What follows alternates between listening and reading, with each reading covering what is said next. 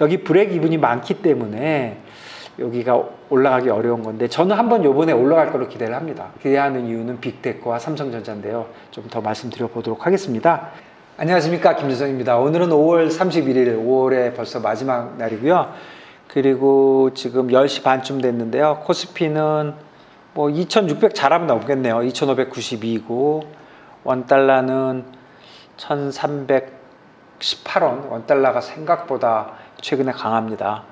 그리고 뭐 그 정도입니다. 어제 다 보셨겠지만 S&P는 4200 넘게 끝났고요. 그 다음에 나스닥은 13000 넘게 끝났고, 뭐 월요일날 미국도 놀고 우리나라도 놀고 해서 시황 조금, 그리고 주말에 뭐니 해도 제일 크게 변한 건 부채 한도 협상이 타결된 거잖아요. 아직 그 국회에 무슨 표결이 남아있다고 하지만, 불확실성이 좀 남아있다고들 얘기하지만, 제 생각에는 뭐 넘어간 겁니다. 그래서 결국은 주말에 이런 일이 벌어지고 나니까 그동안 부채 협상이 모든 것을 빨아들였다 이렇게 얘기했는데, 저는 솔직히 별로 믿지는 않았어요. 부채 협상이 어차피 해결될 건데, 다만 그 부채 협상의 그런 불확실성이 시장에 얼마나 반영됐는지가 사실 저도 굉장히 궁금했거든요. 그리고 그게 진짜 알기 어렵다, 제가 그런 말씀 좀 드렸잖아요. 근데 이제 다 끝나고 나니까 과연 그때 어때만큼 반영된 건지 지금 이제 추측을 해보게 되니까 그런 얘기 좀 드려보고, 전체적으로 뭐 주식, 채권, 외환, 뭐 유가, 그다음에 최근에 엔비디아 이런 얘기 간단하게 해보고, 오늘은 좀 시험적으로, 저희 사이트가 맨날 제 얼굴만 보이잖아요. 그러니까 별로 재미없어서 화면 녹화하는 걸 한번 시험적으로 한번 해보겠습니다. 조금 답답하시더라도 노력을 하고 있구나 이렇게 생각하시고 한번 봐주시면, 오늘 천천히 한번 해보겠습니다. 그래서 말씀드린 대로 첫 번째는 주식인데요. 주식은 뭐 지금 S&P가 이어 투 데이트로 하면 S&P가 10% 오른 거고요. 나스닥은 25% 오른 겁니다. 참고로 코스피는 15%, 코스닥은 25%. 근데 코스닥은 별 의미가 없는 것 같아요. 한두 개 종목이 많이 좌우하니까 지수 자체는. 어쨌든 코스피는 15%, S&P는 10%, 나스닥은 25%가 올랐거든요. 그러면 미국만 보면 나스닥과 S&P가 이렇게 많이 차이가 나게 된 이유는 뭐 아무래도 빅테크죠. 빅테크만 더 많이 오른 건데, 이런 현상은 앞으로 제 생각에는 계속될 것 같아요. 이게 뭐 조금 올랐으니까 다시 조정이 이루어져서 S&P 다른 종목들이 쫓아오는 것이 아니라, 이거는 앞으로 좀 계속될 것 같다. 여러분들 아시겠지만 S&P는 500이고 나스닥은 뭐 여러 개가 있고 나스닥 100은 좀 작게 있는데, S&P 500 안에 나스닥의 이 빅테크들이 다 들어가 있습니다. 그러니까 실제로 S&P가 오른 게 대부분 나스닥의 빅테크가 올렸다고 봐야 되기 때문에 S&P의 다른 종목들은 사실 별로 안 올랐거든요. 이런 걸 보고 괴리라고 하고, 뭐 그래서 지금 더 약세다 이런 얘기도 하고 하지만, 제가 보기에는 그런 것보다는 지금 빅테크가 앞으로 좀 더 갈 수 있는 그런 추세다 이렇게 봐야 될 것 같고요. 그 다음에 이제 부채 한도 협상에 관련돼서 채권금리가 한도 협상 이후에 한 10bp 정도 빠졌어요. 그래서 2년짜리 금리가 한 4.46, 10년짜리 금리가 3.69 정도에 지금 끝났는데, 이게 부채 한도 협상 그 전에 금요일 날에 비하면 한 10bp 정도 빠진 거예요. 그러니까 채권 금리에 어떤 영향을 줬나 알기 좀 어렵다 그랬는데, 당연히 영향을 줬다면 금리를 약간 높게 만들었다 이런 얘기 제가 드린 것 같은데, 그 높게 만든 수준이 다른 게 다 들어가 있으니까 말하기는 어렵지만 한 10bp 정도는 들어가 있었다 이렇게 보는 게 맞는 것 같고요. 그 다음에 이런 얘기들 하잖아요.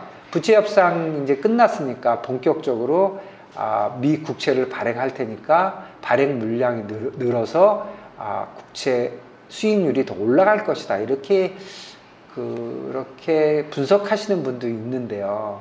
저는 개인적으로 글쎄요, 그건 모르겠습니다. 왜 그러냐면 물량적으로 맞는 말이긴 하겠지만 미국 국채에 대한 수요는 그야말로 엄청나기 때문에요. 그 프라이스에 따라서, 그 일리에 따라서 사느냐 마느냐지, 뭐 너무 많이 나와서 살 사람이 없다 이런 게 아니거든요. 그래서 그 분석은 저는 좀 잘 맞지 않을 것이다 이렇게 보고 있습니다. 그래서 이제 와서 보니까 채권 금리가 4.46인데 2년짜리 금리가요. 사실은 최근에 엄청 오른 거거든요. 이거 한번 제가 그래프 한번 볼게요. 그래프 뭐 여러 가지로 볼 수 있지만 저는 지금 보이는 그래프가 그 investing.com에서 보는 건데 이게 공짜잖아요. 그래서 이게 좋은 것 같아요.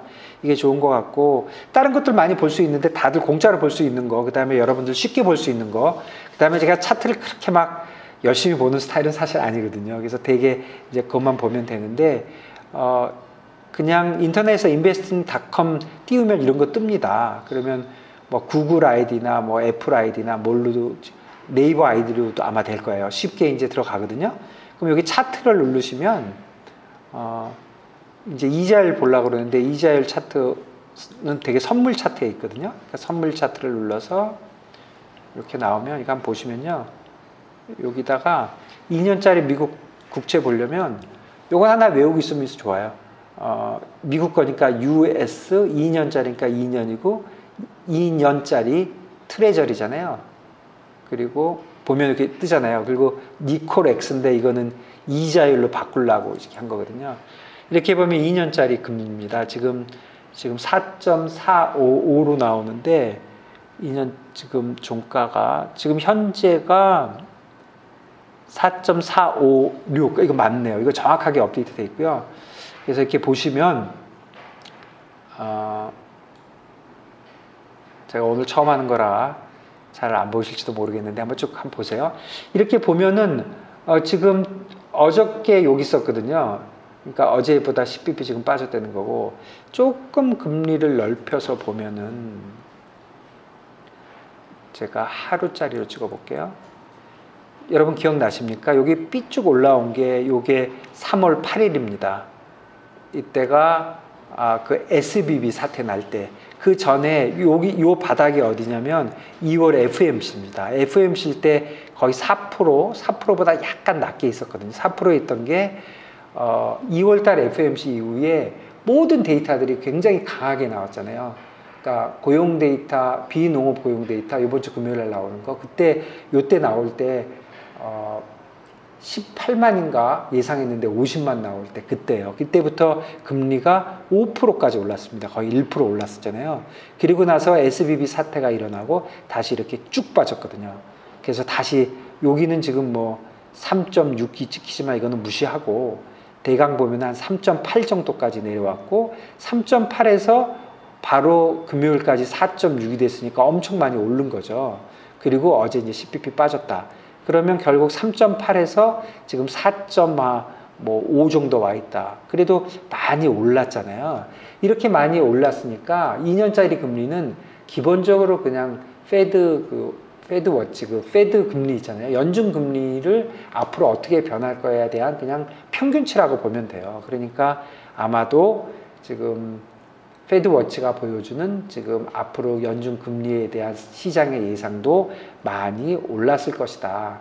그러면 연준이 얘기하는 점도표에서 보는 뭐 5.25, 내년에 뭐 5.25, 뭐 이런 거하고 시장하고의 괴리가 많이 있었는데 많이 줄었을 것이다. 그런 생각이 듭니다. 10년짜리 금리 한번 보려면요. 여기서 2를 갖다가 10으로만 바꿔주면 될 것 같아요. 이거 10년짜리 뜨죠? 10년짜리 금리도 비슷한데 여기 지금 3월 달부터 여기 3월 8일이고요. 쭉 내려왔던 데서 보면은 이것도 한 3.35에서 3.68이 됐으니까 한 35pp 정도 올랐잖아요. 그래서 저는 장단기 금리차는 많이 보지 않습니다. 왜 그러냐면 장단기 금리차는 어떤 순간에 앞으로 금리가 오를지 내릴지 둘 다 모르는 상황에서 단기 금리가 장기 금리보다 높다는 것은 앞으로 금리가 내려갈까는 것이고 내려가겠다는 것은 경기 침체가 우려되기 때문에 뭐 이런 생각이잖아요. 그런데 요즘 장단기 금리 차는 장기는 경기에서 결정이 되는데 단기는 뭐 그냥 페드가 정하는 연준금리에 따라 그냥 가는 거기 때문에 이거를 계속 보는 게 그렇게 의미가 있나 하는 생각이 들거든요. 결정적으로 제가 그 증거를 낼 수 있는 게, 자, 3월 8일 날 부터 이때 보면은 장단기 금리차가 이때 기억나십니까? 아까 2년짜리가 5였잖아요. 그러니까 100이었던 게 내려가면서 한 50으로 확 줄었거든요. 그러면 장단기 금리 차이가 줄었으니까 경기 침체 위험이 줄었습니까? 그때 한 달 동안 늘었으면 늘었지. 그 지방은행이 나빠진 건데, 그러니까 장단기 금리 차이로 경기에 대한 그 침체를 얘기하는 거는 진짜 30년이나 50년 전에 말했던 얘기지 요즘은 잘 안 맞습니다. 그 얘기를 계속하는 건 안 맞는 것 같고요. 어쨌든 저는 그거는 많이 보진 않습니다. 물론 경기가 2년짜리에 30년짜리 영향을 주고 2년짜리가 연준이 정하는 것인데 연준이 경기를 생각하니까 길게 보면 연관이 있겠지만 그 숫자를 보는 건 옳지 않다 이렇게 봐지고요. 어쨌든 부채 한도 협상은 한 10bp 정도 올려놨던 걸 내려왔다 이렇게 봐지고요. 제가 페드워치 잠깐 보여드릴까요? 페드워치는 이런 건데 이것도 그냥 구글에서 페드워치 치시면 됩니다. 그럼 이런 화면이 나오는데 여기에 조금만 내려보면 각 확률이 나옵니다. 그래서 6월 달이 지금 5.25니까요. 50bp 올리는 게 61%쯤 된다는 거예요. 이거 기억나십니까? 처음에 지금 불과 3주 전에 이거 빵이었어요. 근데 최근에 금리가 2년짜리 금리가 뭐 거의 7, 80bp가 올랐으니까 이렇게 된 게 당연하고요. 연말을 보면 금년말을 보면은 거의 5하고 5.25가 거의 같은데 5.25라고 보면 뭐 요번 달에 올린다면 0.5만 내리는 거죠. 이거 기억나십니까? 얼마 전에 이거 4.75였습니다. 그래서 제가 점도표는 5.25고 이건 4.75라서 최소한 75bp에서 100bp 차이 난다 그런 말씀 드렸는데 이제 다 쫓아와 가지고요. 결국 연준 말대로 다 맞았습니다. 그 다음에 내년 말을 보면 이게 지금 중간값이 3.75쯤 되잖아요. 이거 기억나십니까? 이거 3이었습니다. 불과 얼마 전에. 근데 당연한 게 2년짜리 금리가 70bp가 올랐으면 전체가 다 올라야 평균이 70이 오르는 거잖아요. 그러니까 2년짜리가 70bp가 올렸다는 게 엄청나게 오른 겁니다. 이거 이자율은 제가 이자율 트레이딩 오래 했는데 하루에 10bp씩 그렇게 안 움직여요. 요즘 진짜 미친 듯이 움직이는 겁니다. 그래서 하여간 그런 거 있고 이게 페드워치를 보는 방법, 그 다음에 이 페드워치를 만드는 방법 이런 거에 관련돼서 진짜 오해가 많은 것 같은데 제가 요 바로 다음 영상에 이거는 시황으로 찍고 하나 더 찍어서 이번 금요일 정도에 내보내는 걸로 해서 하나 더 찍겠습니다. 그래서 이거는 바로 금요일에 한번 봐주시면 잘 아시는 분들은 안 봐도 되고요. 페드워치 저거 어떻게 만드는 건지 궁금하신 분은 제가 한 10분 정도 시간으로 설명해 보겠습니다. 오늘은 이걸 일단 넘어가고요. 그럼 다시 차트로 넘어가면 기왕 얘기했으니까 뭐 주식 같은 것도 좀 봐볼까요? 주식 같은 거 보시려면 여기 지수 차트 누른 다음에요. 나와 있네요. 이게 코스피. 제가 이걸로 바꿔볼게요. 코스피 사실 뭐 여러분들 많이 보시지만 여기서 많이 올라와 있고 그 다음에 이게 지금 2600을 지금 여러 번 못 올랐잖아요. 여기 갭이 있고 저는 차트는 잘 안 보지만 요 갭은 항상 메우더라고요. 진짜로. 그래서 요번에 이거 다 메웠고 자 여기서 올라가느냐 못 올라가느냐가 좀 관건으로 보이시지 않습니까? 요 앞에 저도 걸려 있고 이거 제가 뭐 차트 잘 못 보지만 엄청 걸려 있는 레벨입니다. 이런 레벨을 만일에 올라가잖아요. 그럼 어떻게 생각하십니까? 뚫고 올라가면 올라가는 겁니다. 그래서 차트를 많이 보는 거거든요. 차트가 사실 맞지는 않는데 이게 무슨 생명이 있는 게 아니잖아요. 맞을 수는 없는데 제가 보는 가장 큰 그거는 이거예요. 이 대목에 요 근처에서 불의 기분 있는 사람이 많은 거예요. 그러니까 본전이 많은 거예요. 그러니까 사람이 터지고 있다 본전되면 어떻게 됩니까? 되게 팝니다. 강적들 아니면. 여기서 지금 2600에 팔았는데 이게 2100까지 내려갔잖아요. 그러다가 참다가 2600 오잖아요. 그러면 지금부터 본격적으로 모아야 되겠다. 이거 들고 간 사람 드물어요. 그냥 팝니다. 그래서 여기 불의 기분이 많기 때문에 여기가 올라가기 어려운 건데 저는 한번 요번에 올라갈 거로 기대를 합니다. 기대하는 이유는 빅테크와 삼성전자인데요. 좀 더 말씀드려 보도록 하겠습니다. 뭐 그 정도고요. 그 다음에 유가도 한번 볼까요? 유가가요. 이거 뭘로 봐야 더 쉽게 보는지 모르겠는데 유가가 제가 유가 $80 정도에 있을 때 진짜 용감하게 $80 이상으로 잘 못 올라가다 그런 얘기 한번 한 적 있잖아요. 그때 제가 믿은 게 뭐냐면, 근데 실제로 그 이후에 한 $3, $4까지 올라갔었는데 결국은 내려왔거든요. 근데 유가를 보시면요, 유가는 별로 트레이딩 안 하시죠. 그런데 사실은 외국에 있는 애들은 진짜 트레이딩 많이 하고, 외국에 있는 개인들도 유가 트레이딩 많이 합니다. 근데 유가를 보시면 이게 80불 근처에서 많이 있다가 지금 최근에 이렇게 뚝 떨어졌잖아요. 하늘자리로 볼게요. 이게 최근에 보면 80불 근처 이때 많이 있다가 여기 지금 70 몇 불에서 또 내려오잖아요. 어저께 많이 내려왔잖아요.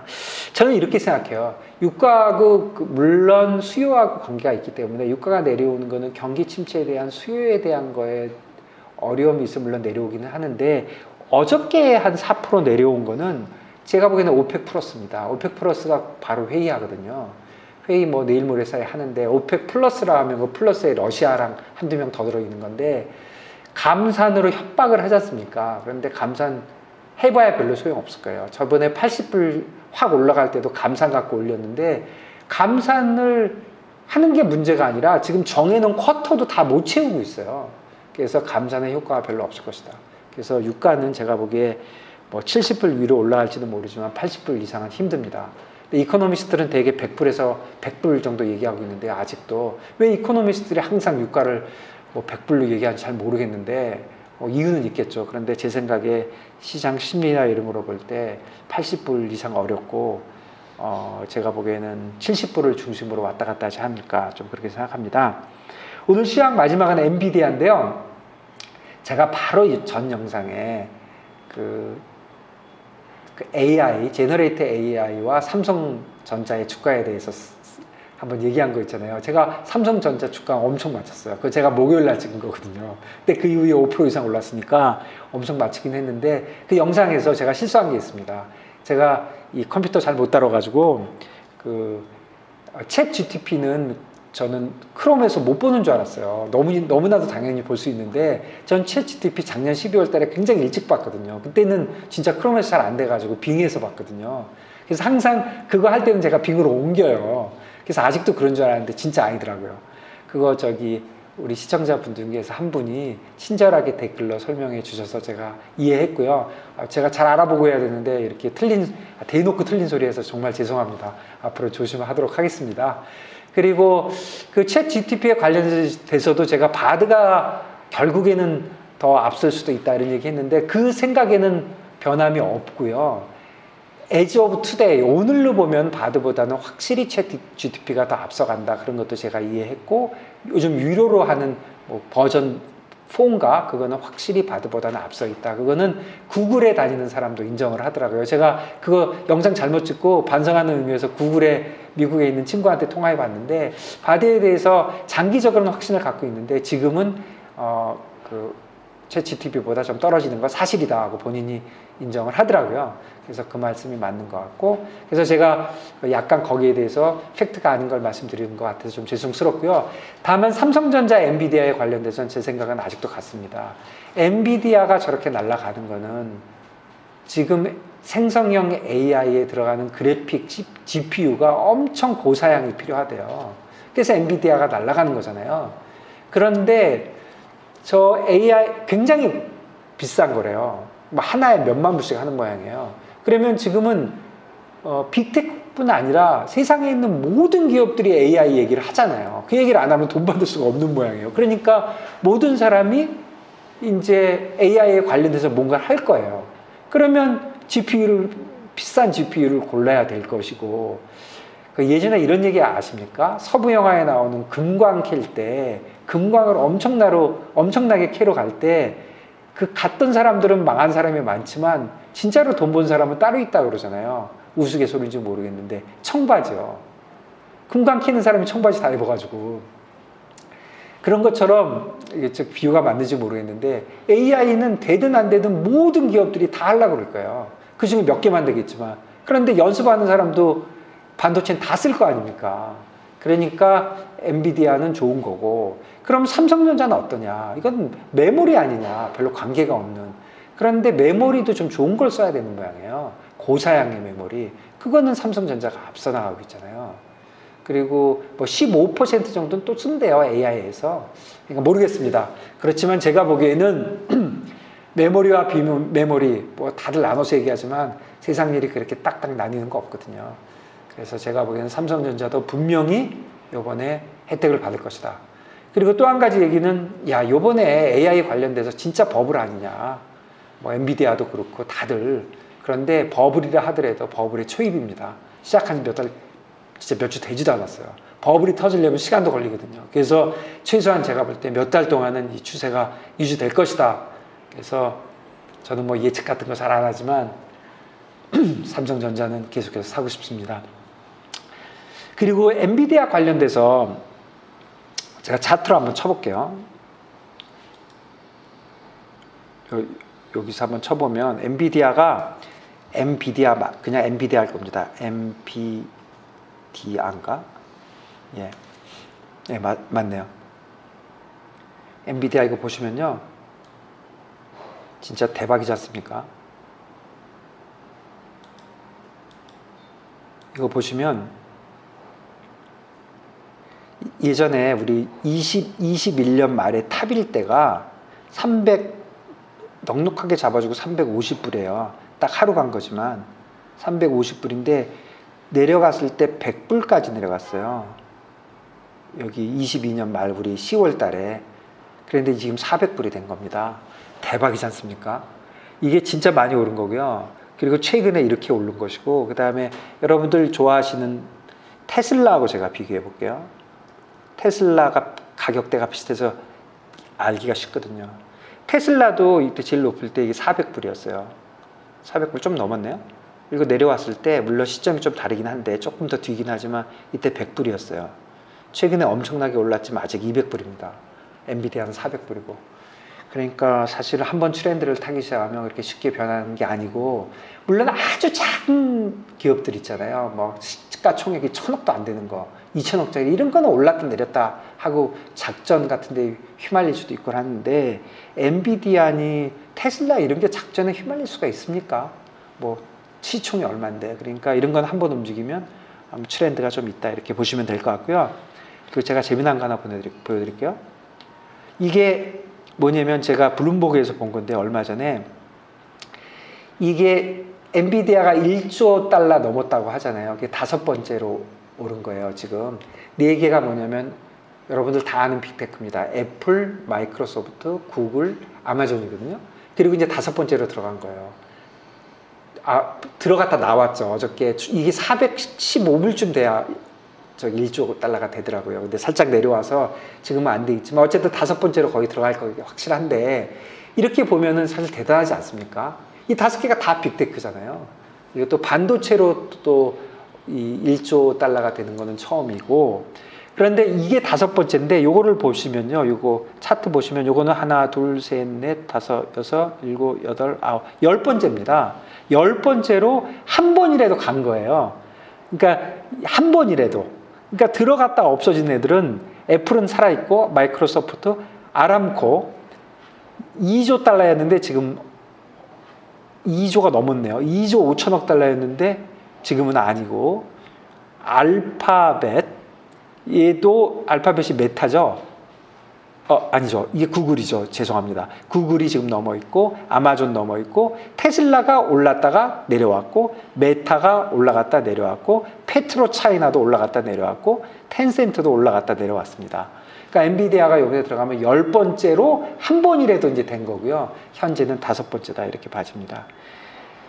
뭐 이런 뭐 그냥 신문에 나오는 소리 같은 제가 계속 말씀드리는 이유는, 지금 빅테크의 무브먼트는 조금 좀 다르다. 다시 뭐 제가 여러 번 말씀드렸지만 제가 믿는 건 2가지입니다. 하나는 세상이 이런 식으로 바뀌고 이자율이 고공행진을 하면 생산성 향상을 다 쳐다보게 될 것이다.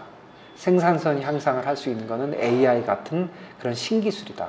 세상을 바꿔주는 기술이라고 믿는 사람들이 나온다. 그렇다면 실제로 생산성을 낮추지 못한다 하더라도 사람들이 믿기만 하면 된다. 그러니까 빅테크로 모일 것이다. 그게 첫 번째 이유고, 두 번째는 오히려 이 빅테크들이 확실한 상품들을 많이 갖고 있기 때문에 앞으로 이자율이 높고 이렇게 복잡하고 불확실성이 많을 때 오히려 잘 나갈 것이다. 제가 믿는 건 그 두 가지거든요. 그 두 가지가 계속 갈 것이고 그렇게 가면 삼성전자도 좋아질 것이다. 그래서 시장이 왔다 갔다 하는데요. 모르겠습니다. 요번에도 2600 못 가고 내려갈지도 모르겠지만 요번에는 삼성전자가 이끌어서 우리나라도 2600을 넘어갈 것으로 저는 그렇게 예상을 합니다. 여러분들도 빅테크 많이 올랐다고 지금 빅테크를 도망갈 게 아니라 빅테크를 사는 것이 맞는 게 아닌가 저는 그런 생각 좀 갖고 있습니다.